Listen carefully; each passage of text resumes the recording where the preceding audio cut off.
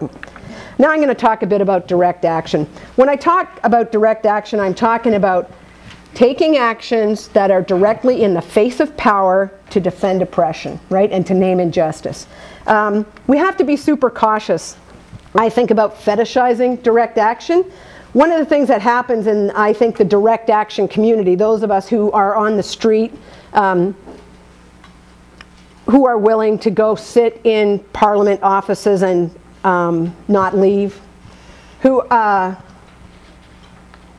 Harriet Nahani, who's willing to stay at Eagle Bluff until a RCMP officer violently removes her from there using force. That's what I mean by violent.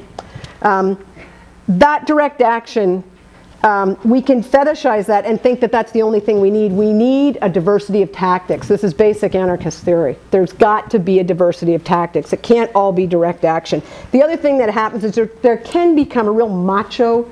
We don't want to replicate like a negative. I mean, there's positive things about macho in some cultures, but we don't want to replicate a negative culture of masculinity about direct action work, because it leaves out so many people. They don't feel welcome to the party, right? We need to have, as Jaggy says, a carnival of resistance where people can come with kids. Emma Goldman says, if I can't dance, I don't want to be part of your revolution. I hold on to her. I hold on to that, right?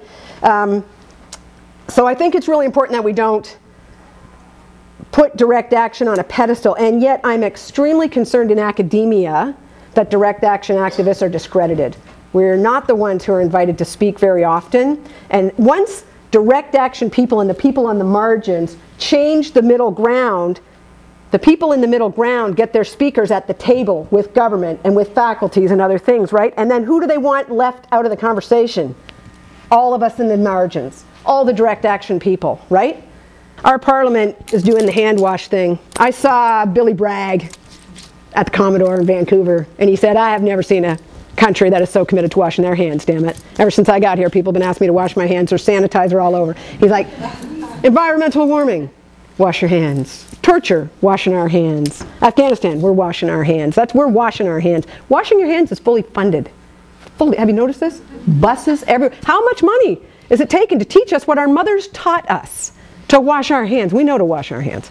There's a parliamentary inquiry into complicity of the Canadian forces in the use of torture. And Canada has just won the Colossal Fossil Award. At the Climate Action Network has decided at the UN Climate Change Conference, we are the worst in the world.